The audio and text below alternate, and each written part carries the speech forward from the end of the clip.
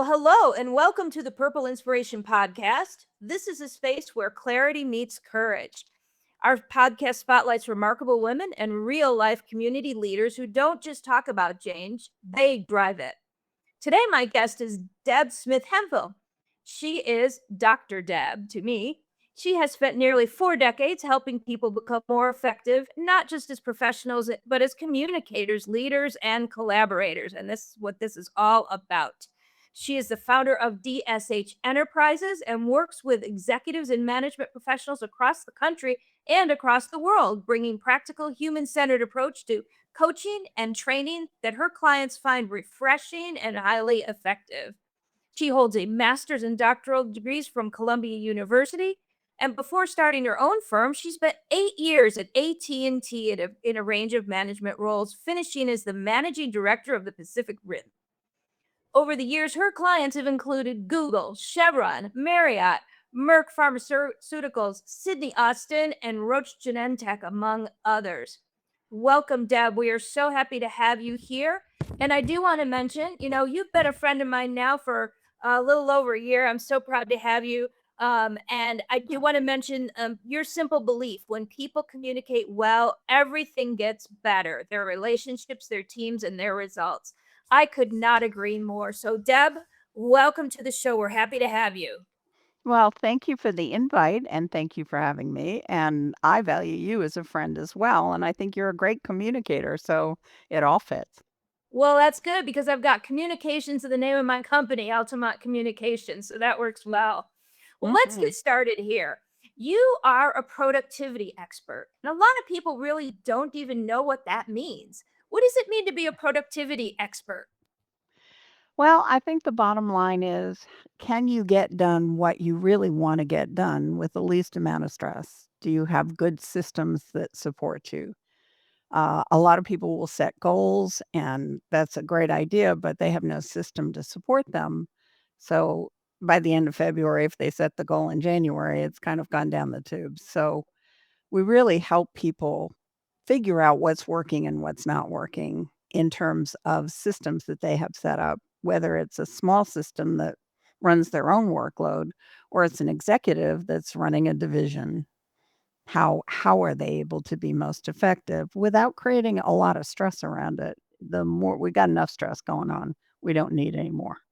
Well, we're going to get into that for sure because we're going to talk about the digital age and how everything is changing and how people are kind of Mhm. scared of those changes right now.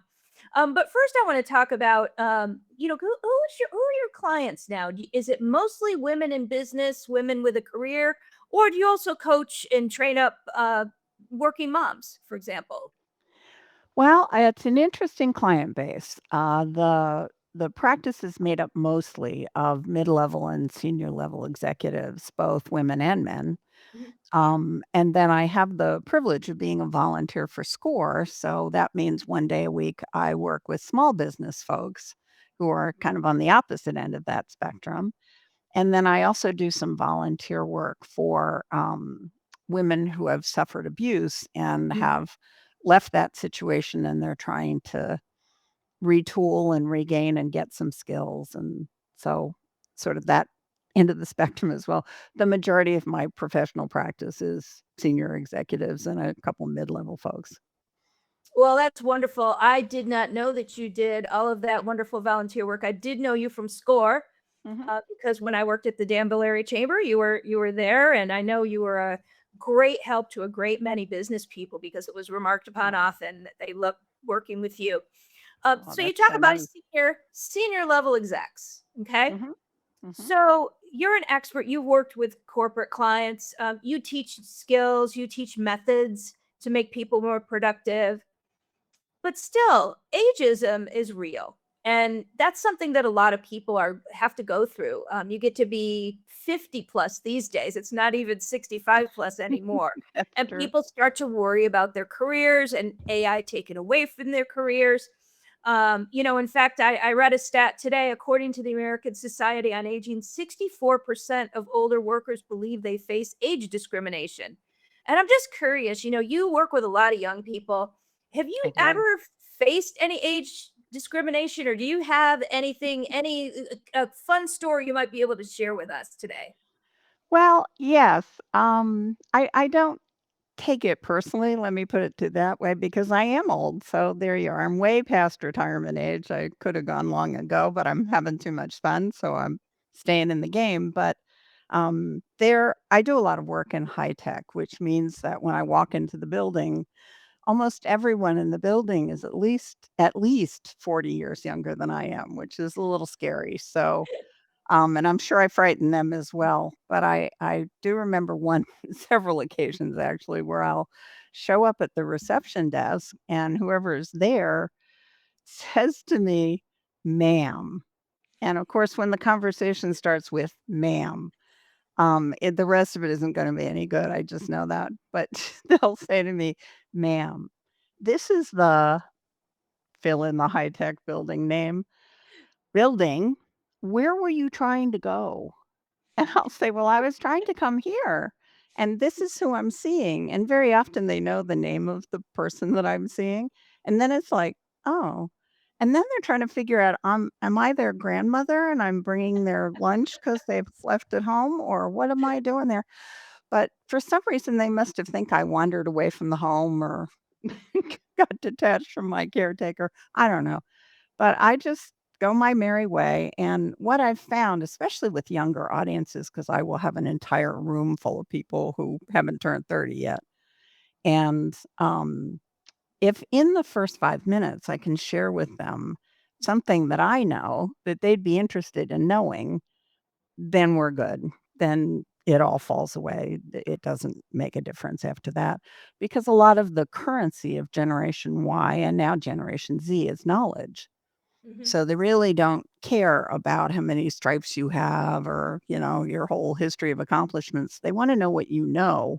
And is Right. there anything in there that would be of value to them? So if I can show that to them in the first 5 minutes, then we're good to go. So Well, I think that's a great tip for anybody to start out that way so that whoever you're speaking with is immediately engaged with you. What can you teach them that they don't know? Because they are all very, everybody wants more knowledge. I mean, we're in a knowledge mhm, economy, as we say, and I'm a mhm, big believer, as most people who know me, in lifelong learning. So let's talk about that. There are so many digital challenges today that mhm. can increase your productivity, but can also just overwhelm you. Yes. Social media, AI, email, texting. It gets to be a daily challenge with so many mediums and so many ways to communicate. What's the best way to manage chaos, for example? What's the best way to kind of cut through all the digital noise? Well, I think first of all, it's to recognize that no matter what's coming at you, whether it's a request from a person, whether it's email, whether you're still getting voicemail messages, whatever it is that's incoming to you, it can only be one of three things. So either it's actionable, which means you have to do something about it. It's reference, which means you don't need to do anything about it, but you don't want to lose the information. You want to see it again. You just don't know when.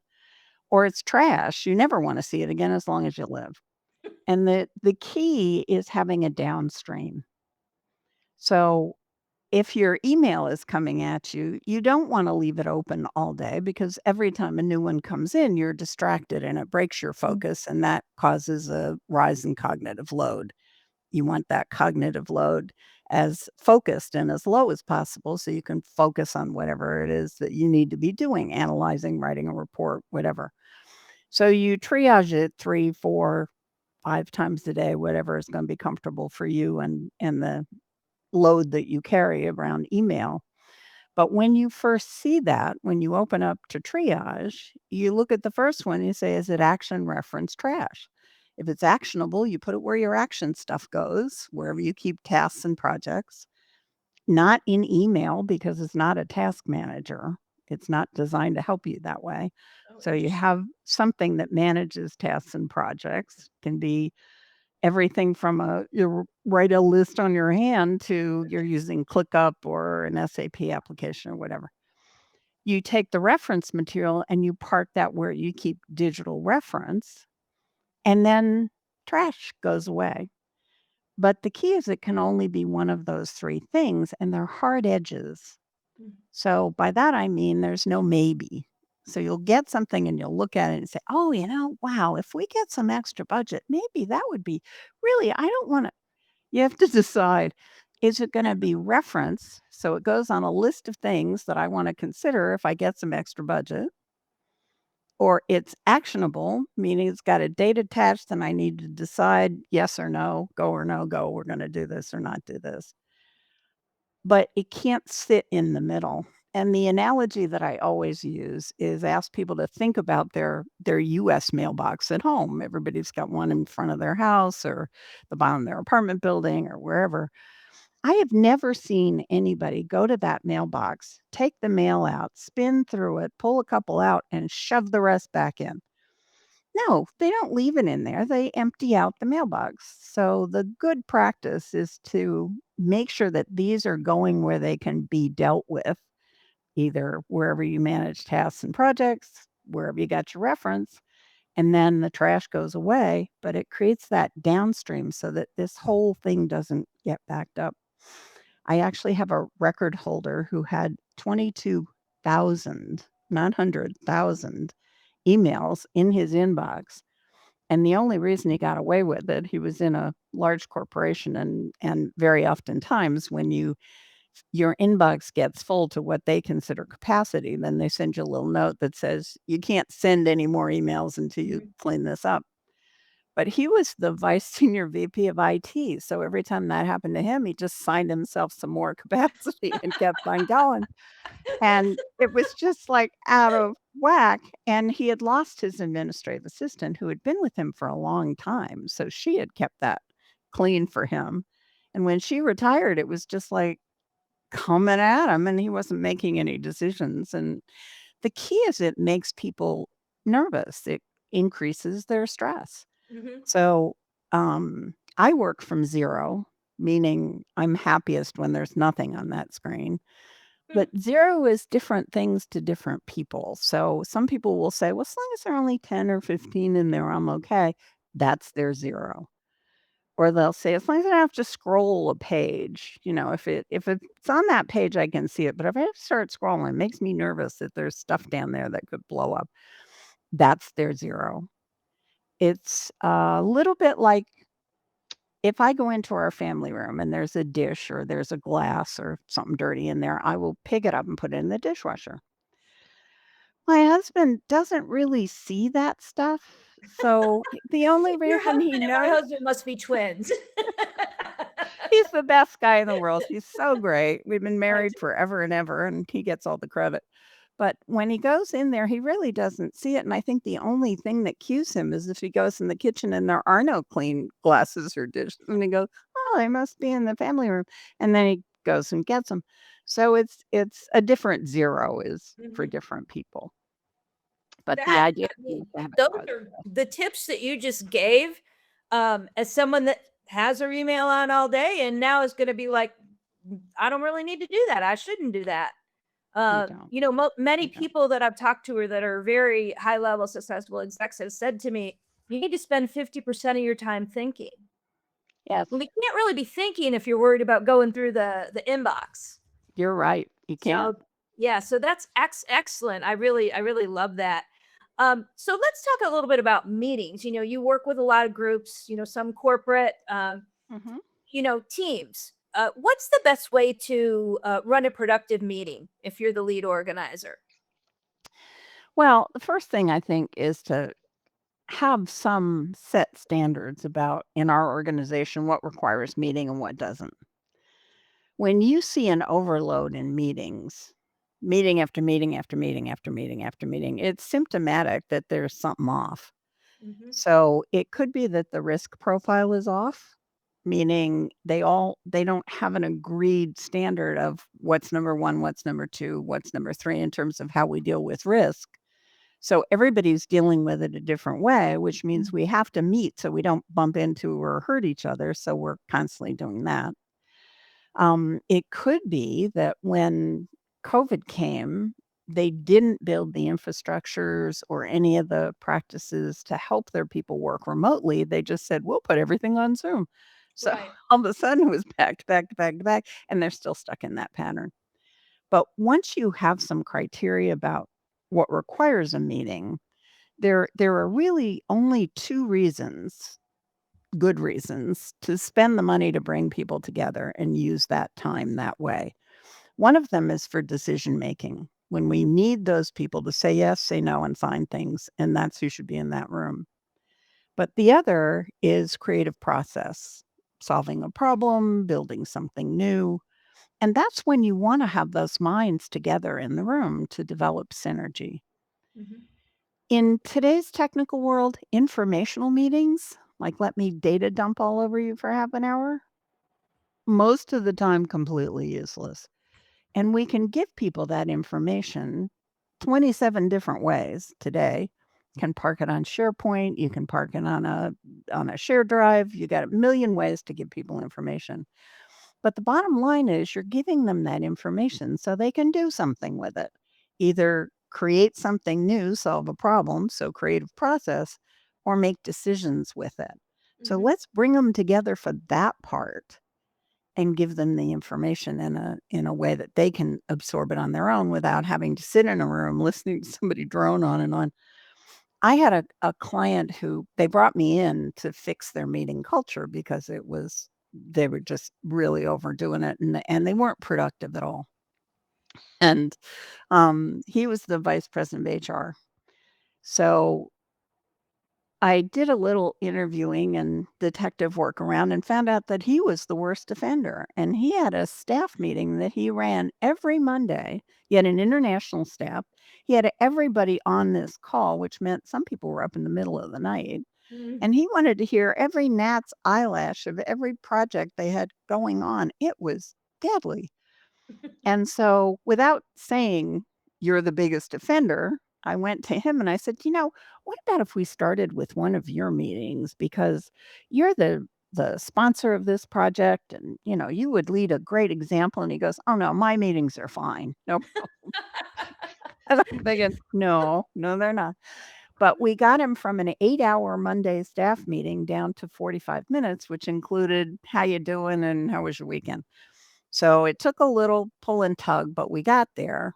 And his need to have the detail could be satisfied in a very different way that didn't require people to be up in the middle of the night. And we just, helped him figure that out. But I think when you're the one tip that I would give people is if you're going to have a meeting, don't put decision making and creative process in the same space Mm. because one kills the other. So what Right. happens is, the boss will say, "Oh, we've got this issue. Who's got a solution?" And Sam puts up his hand and says, "Oh, I got an idea. We could solve it this way." And the boss says, "No, Sam, that won't work. Who else has an idea?" Well, no one. Sam just went down in flames, so Yeah. nobody else is putting up their hand, and it just kind of cuts off. So brainstorming is its own activity. Every idea is a good idea. Let's just throw everything on the wall, then we'll take a 5-minute stretch break or we'll do it in a different session. Let's edit what we have and figure out how to build a plan or what's our next step forward, that kind of thing. That is so helpful. I mean, I equate some of what you're saying. During COVID, I was working for California state senator and moved over Mhm. to the chamber during COVID. Right. And the way that government deals with meetings is very different than the way we dealt with meetings. Me as a chamber CEO, I was like, okay, let's get after it. Government Mhm. likes to ponder and sit around and who's doing what to whom. And it's, the productivity piece, that's why bureaucracy is the way it is. And I Yeah. feel like this is a great pivot point for you. uh, we talked about an issue you were having with the DMV, and Oh, I don't necessarily want to pick on the DMV, other than to say no. the DMV is that entity that everyone recognizes as not being the most efficient. So, do you want to share a little bit about your story? I was fascinated by what happened to you and the outcome. Oh, well, I'm so grateful for you because you connected me to the right person to help me out. But prior to that, I'd spent 6 months doing everything the DMV asked me for and everything I could think of to fix this issue, and it couldn't be fixed. So in November, year ago November, um, not this past November, but a year before that. Uh, a gentleman was looking at his iPad and not looking at the road and T-boned my car and smashed in the whole right front side. And so, it went to insurance companies and blah, blah, blah. Unfortunately, his insurance company, without asking me about it, they just went ahead and said, "Oh, we're totaling it," and they sent a notice to the state of California that said it's totaled. And I said, "No, I'm not accepting that," and blah, blah, blah. We went through a whole bunch of negotiations, and they reversed their decision and said, "Okay, we'll pay to fix it instead," and we figured that out. They sent a letter that notified the state of California they were totaling it, and immediately after our discussion, they sent a letter to the state, and luckily it sent a copy to me saying, "We've reversed our decision, so it's not totaled." The first one went through like that. The second one so anyway, had a couple months left on the registration, so I didn't even notice that this didn't work until I got a notice to renew my registration, but they were saying you have to have a salvage title now because your car's been totaled. So I went to the DMV. I got an appointment. I went down. I said, "This isn't true." They said, "Well, we don't have the letter that reverses it, so you'll have to send it again." And then we kinda got in this cycle of send it again, we don't have it, send it again, we don't have it. I would call, I would go down there back and forth and back and forth and back and forth. Finally, I got it elevated. They have a team that takes care of, problems that aren't getting solved. And she was a lovely lady, but it was July at this point. So my car is now sitting in the garage for 6 months. I can't drive it because it doesn't have a current registration, and I can't get this thing fixed. So I get this lady on the phone, she was just lovely, and she said to me, "When did you send the last letter?" And I said, "Well, the last letter, because we sent it every month, the insurance company was nice enough to do that." I said, "Then the last letter got there probably about June 9th." And she goes, "Oh, well, that explains it." And I said, "I beg your pardon?" She said, "We're a little behind on opening the mail." And I said, "How far behind are you?" She said, "Well, we're up to May, like." And I'm going, "May? May? This is July. They haven't opened the mail." So my mind as a productivity person immediately goes to, "Let's get a bunch of student interns and not through this. They can't solve the problems, but at least they can sort the mail for you, for heaven's sakes, and open the envelopes." But, anyway, I was up to here with frustration, and she said, "You'll just have to wait till we open it." Woo. So, luckily, I was having lunch with you, and I kicked myself because I didn't ask about it earlier, but I thought, I bet Judy might know somebody at the DMV, or she knows everyone. You're the best connected person I know, and you always know somebody who knows somebody whose second cousin can help you.